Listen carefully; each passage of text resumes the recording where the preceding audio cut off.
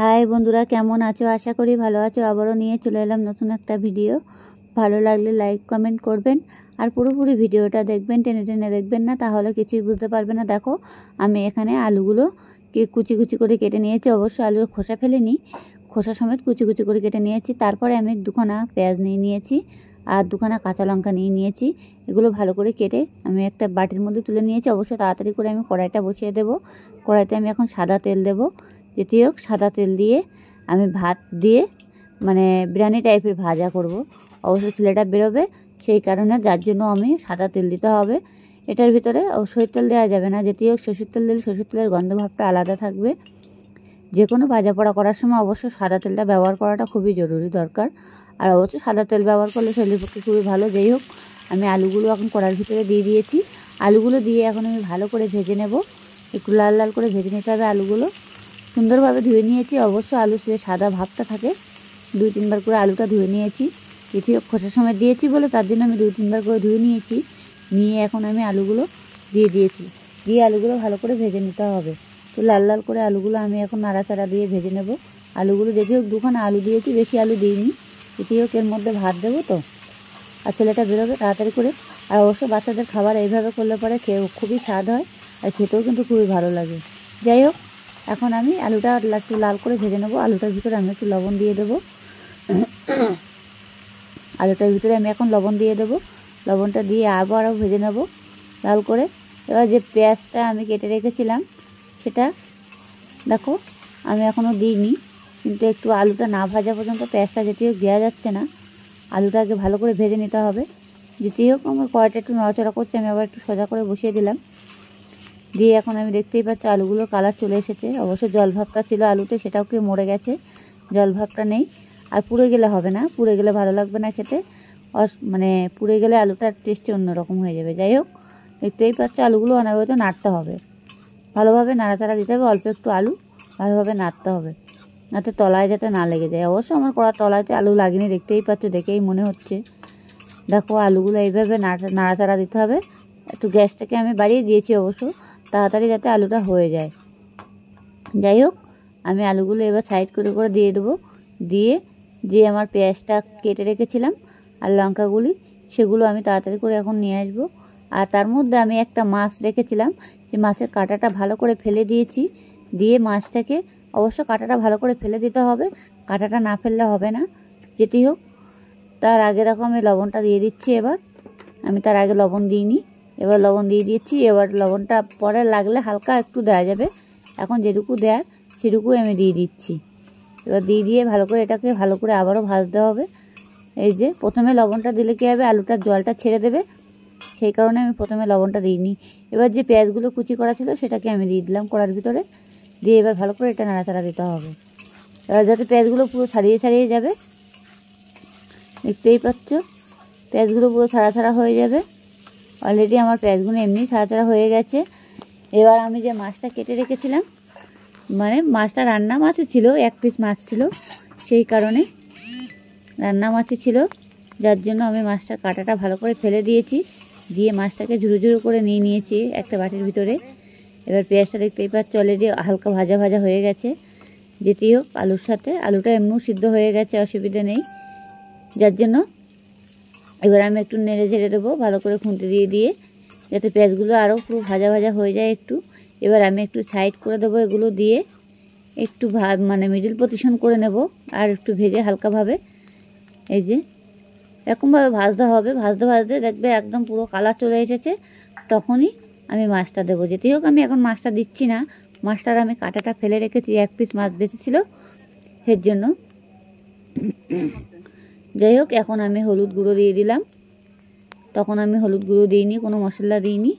এবার আমি হলুদ গুঁড়োটা দিয়ে এবার আমি আবারও নাড়াচাড়া দেবো। হালকা পরিমাণে একটু জিরের গুঁড়ো দেবো। এবার আবারও পাতিয়ে দেবো। পাতিয়ে দিয়ে একটু একটু করে মশলা, বেশি দিতে হবে না, অল্প অল্প করে দিতে হবে। আপনারা চাইলেও দিতে পারো, না চাইলেও না দিতে পারো।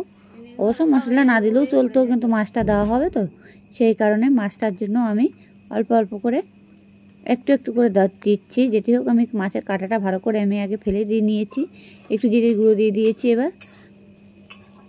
এবার দিয়ে এটাকে আবারও নাড়তে হবে। জিরের গুঁড়োর যাতে কাঁচা গন্ধ ভাবটা না থাকে সেরকম বুঝে নাড়াচাড়া দিতে হবে। আর দেখবি যাতে পুড়ে না যায় সেরকমভাবে একটু নাড়তে হবে ভালো করে নাড়াচাড়া দিয়ে। অলরেডি দেখতেই পাচ্ছ আমার আলুগুলো অলরেডি পুরো ভাজা হয়ে গেছে। এখন আমি এটাকে মিডিল পজিশন করে নেব আর একটু নাড়াচাড়া দিয়ে মিডিল পজিশন করে নিয়ে তারপরে আমি মাছটা দেবো। এতে হোক দেখো আমার আলুটা অলরেডি হয়ে গেছে। এই যে আমি তেলটাকে সাইড করে নিলাম, নিয়ে এবার যে মাছটা আমি কেটে বেছে রেখেছিলাম কাটা ছাড়িয়ে এবার সেই মাছটা আমি এখন দিয়ে দেবো।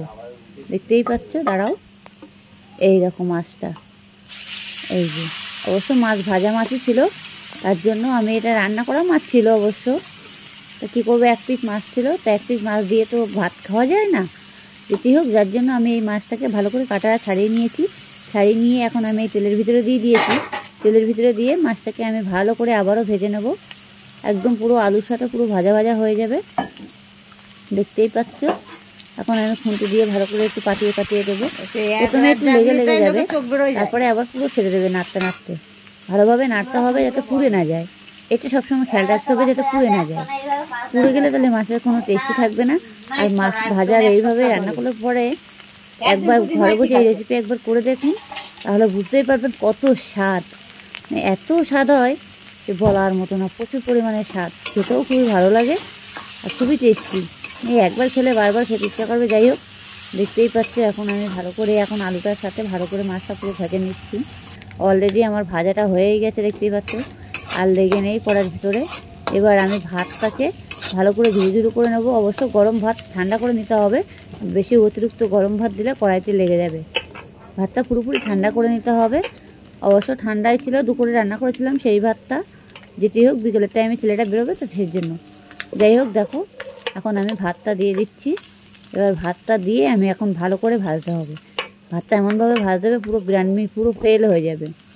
মাছ বিরিয়ানি বলে আর কি, সেটাই। মাছ বিরিয়ানি ভাত হয়ে গেছে অলরেডি, দেখতেই পাচ্ছ। এখন বেশি আর ভাত দেবো না, যেটুকু দিয়েছি এবার এটুকু দিয়ে এখন আমি এটাকে ভালো করে আবার নাড়াচাড়া দিতে হবে। ভাতটাকে ভালোভাবে নাড়তে হবে, যদি লবণ লাগে পরে আবার চেষ্টা করে দেখতে হবে একটু হালকা মুখে দিয়ে, যাতে লবণটা যদি বেশি লাগে না কম লাগে তখনই পরে দেওয়া যাবে। যেটি হোক, এখন আমি অল্প লবণ দিয়েছিলাম সবজির ভিতরে, আমি একটু লবণ দিয়ে দেবো ভাতের ভিতরে। যেটি হোক, ভাতটা আমার আলু তার জন্য। যেটি হোক, আমি এখন ভালো করে নাড়াচাড়া দিতে হবে, নাড়তে হবে ভালো করে।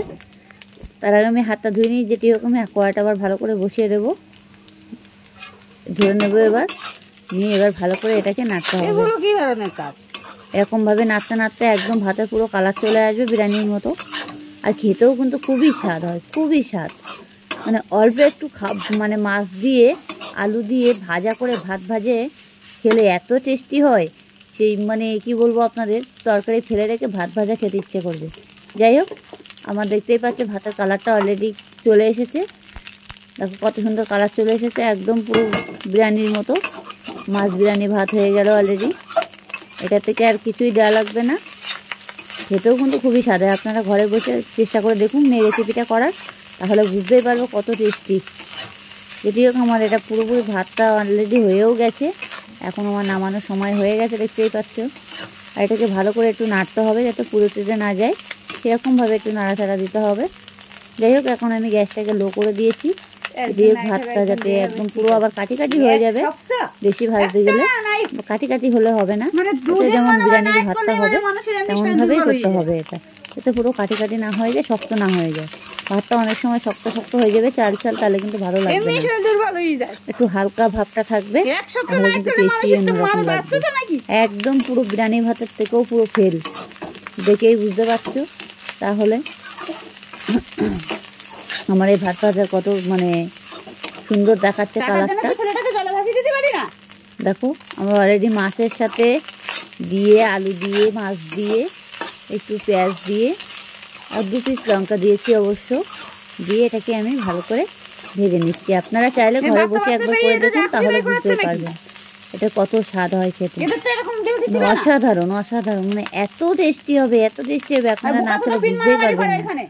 যাই হোক, আমার ছেলেটার জন্য এরকমভাবে মাঝে মাঝে পুরো সময় খাবারটা করে দিতে হয়, যেহেতু ও বাইরে থাকে, মানে খাবারটা নিয়ে যায়, সেই কারণে। আর ও এইসব খাবার খেতে বেশি পছন্দ করে, যাতে ভাত ভাজা থেকে একটু ভাজা ভুজা অবশ্য দোকানের খাবার কিছুই খায় না, তার জন্য বাইরে থেকে একটু খাবারটা ভালো করে বানিয়ে দিলে ভীষণ খুশি হয়। দেখতেই পাচ্ছ অলরেডি আমার ভাতটা হয়েও গেছে। এবার আমি গ্যাসটাকে একদম হালকা করে দিয়েছি। এবার নামাবো একটু হালকাভাবে, নামিয়ে এখন আমি একটু ঠান্ডা করতে দেবো।